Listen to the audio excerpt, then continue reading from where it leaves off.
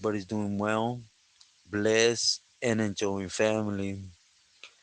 As always, muchas gracias to everyone for everyone's words, wishes, prayers, as the love and support everyone shares and sends my way. From the heart, gracias. Also, do please like, share, subscribe, and hype to the video to help support the message. Also, if you like to read, do please know that the message is not on book, on Amazon, and on Kindle. If you would like to check it out, thank you. Well, everyone, getting right into what I want to touch on today. Today is going to circle around basically when you're in the system and like us that belong to a neighborhood, there is no being about it without getting involved. And most of all, I always say it, what you do in one place has no meaning in the next place. But this is gonna circle around a camarada from Little Watts, Hawthorne. The homie, he was a good individual. He was a writer, he was a fool. He had him well set on him. I had a lot of crossings with him because, like I mentioned before, I had two cousins and a nephew on the yard that were from Whittier, and he used to bow wow with with them. He used to like kicking it with them, right? So, anyways, the homie was like myself when I first came into the system. Something needed to get done. I would lift my hand and vámonos. Let's boogie. Let's get it done, right? But he was different in that aspect that I should do it because I wanted, or I thought that was the way to put my name in the correct ears, right? Until I got sat down and I got my ears smacked back by Raul. That was somebody, right? And that's why I took in the Klecha. Nevertheless, the difference was the homie, he was just about it. He was just that individual that liked to get his hands dirty and then take care of business, right? And but he didn't want his name up there. For example, I'm gonna give you three scenarios. The first one was a vato from Florencia, right? That was on the yard. Güero, not the younger Güero, but the older one with pecas. He uh he had to bounce. He had done some things that upset Terco, and he had to rotate tires from the yard. So me discussing it with more so with my nephew and the camarada was there. Basically, he offered to take care of the situation, you know. And the reason I was talking to my nephew Pelon from Southside Whittier was basically because he was supporting with the vatos that had that coming. They owed it to the casa. Nevertheless, do excuse me, the homie Rowdy from Southside Watts again. He offered himself, and he says he could get it done and get away with it, right? Which that's the objective, the objective is not to have any camarada get busted, right? Especially to put a little insight on him. I guess back in the days, his neighborhood and the homies from Inglewood, 13, they had a thing back and forth, right? An incident that led to a 187. And there was a hyena that they felt she was talking to the Judas, and the homie tried to silence her, you know. He didn't have life. So again, when this flared out, I was against it for that exact reason. You know, I lifers we didn't have action to anything at that time. So, you know, first and foremost, I looked for the homies that had all day and kind of, you know, put a shield around the homies that had a date. Not because they were willing to, it was just part of being a camarada, right? But, anyways, he would push, push, push, and I felt it was better instead of bringing it to the mesa, making an issue about it. It was better kept amongst three people, right? Of course, once it happens and it flares out, then you know, clear it up. Because just to be sincere, I always say it, people are always talking. And just by you spanning it from mouth to oreja, here and there, you know, eventually hits the squat. And sometimes it goes south. But anyways, without glorifying in the actions, right? The homie went out there and in front of one block, he literally took care of business, you know. He came in, hit good. I mean, good. And he would punch. He would actually, you know, see that through. And it was left at that. That's when he asked me for the favor, you know,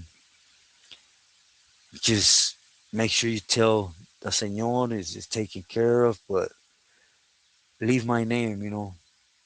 I don't want no glorifying that type of thing, you know.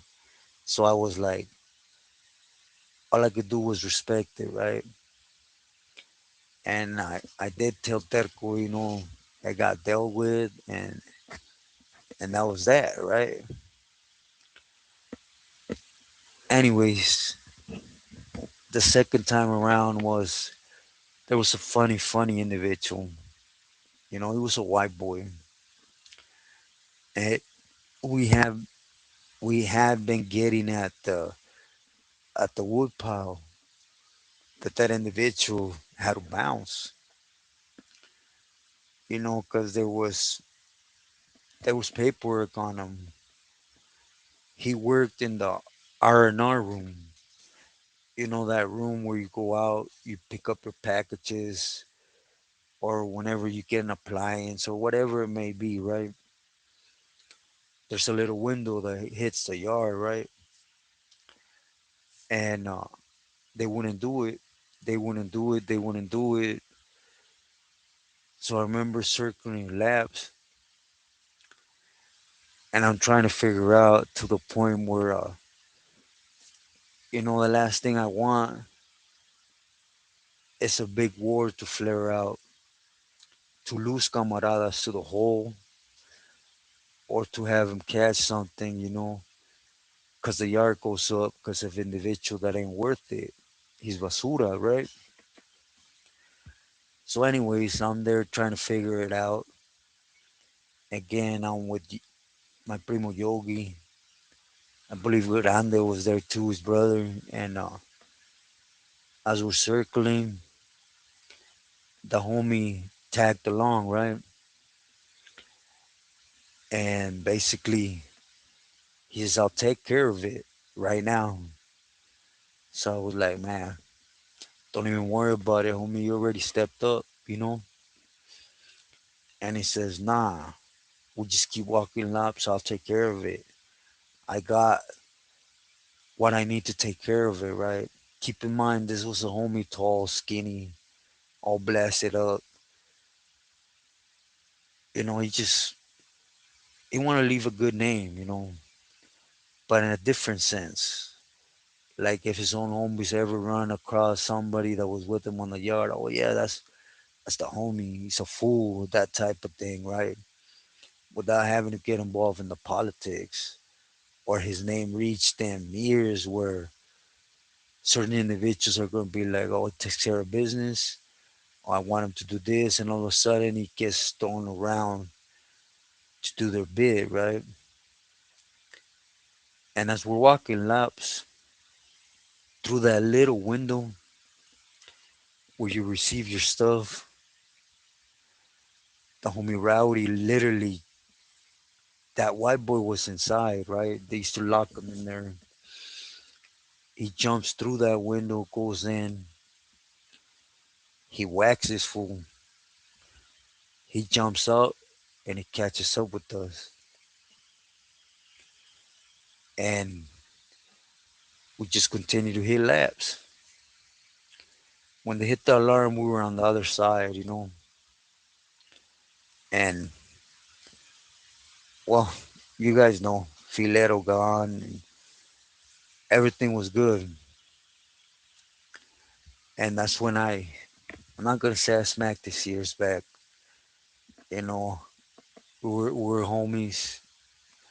A homie does not smack another camarada's ears, right? All we could do is just share. And I told him, look, homie, you done too. I highly appreciate you. But, on this one, I'm going to have to say you take care of it. Because I can't be doing things without informing. It will bounce on me. That's like me going rug, freelancing, having camaradas do things without it reaching the correct ears. I'll try to put in a word that you're a good individual, you do it out of heart, and you prefer just to do your program. You're just doing it for the heart of the cause, which that's how it was done. And I told him, but it's over, homie. Just chill, because we gotta wait a while after that happened to see if that individual was gonna tell, if the squad was gonna come get him. You gotta go through that process. But nah, everything was cool. Again, the homie didn't have life. And right before I left, right, due to the stabbing I caught in that yard, um, I don't know what the homie was bumping heads with another camarada, you know, from no, not Wilma's, Torrance, excuse me, from Torrance. They knew each other from the street, and they wanted to go at it, right? But you see, the homie from Torrance, he was in touch with somebody, and he didn't want to go at it with the homie. The homie was one person that issue, right? You might take it as this vato from Torrance, he win it out, but it wasn't even like that. He had other things in his agenda for important people that if he messed with something personal and got himself removed from the yard, he was going to have something coming from it, right? So he was smarter. The homie, again, he was wild, so I told him, Charles, you can't, you know. And that's when I told him, hey, Terco said gracias for that. And to please allow the people suitable, basically the ones that are on that lista that have that to do first, take care of it though, not to be a person that jumps the gun. He appreciates you, but it's not even about that. It's about maintaining the soldados on the yard, right? And anyways, he got upset, and I understood it, but as I was there again, because he was my family's road dog, I believe he respected that, because I didn't hear about it again. I had an issue after that with an individual from Maravilla that got there, claiming he was coming from the bay with word, and I don't know if I told you guys that story, but I took care of that, and then right after that, it was with Güero, and on that one, there was no way around it, right? My orders was to prove a point and not stop till they made me stop, which is what happened. That's why I can't wait to go back to Cali because paperwork speaks louder than words, right? But anyways, I went to the hole. When I left to the hole, there was a minute where the people that were supposed to be there and replace me for terco, somehow, some way, they got rolled out. It was like a little ladder, I went, hit Güero. In that lockdown, they rolled up the other homie too, because there was a lot of people telling on him. Anyways, about 3 months, 4 months into being in the hole, the homie Rowdy ends up going to the hole.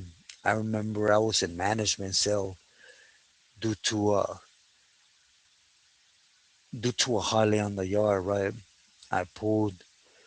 I was in that 10-day management cell and waiting to go back to committee, and he got there, literally like 3 cells from me, and I tried to reach out to him and like, hey, homie, what happened? So he starts telling me like, hey, I just couldn't stand that individual, and I just started whacking him. Every camarada knows is you whack a homie with no permission, you're basically done. And throughout this, he asked me for the favor, right? Because till I got told, all I could do was just report whatever happened, present it, and the decision was not mine to make. I was nobody. I did tell him, hey, homie, I tried to tell you, leave it alone. By you removing that individual, you literally put a roadblock for a Pili. You took one of his workers out. You have no foundation because you didn't want that for yourself, But hey, I put in good word. Taco knows you're good. We'll see where it leads, right? Well,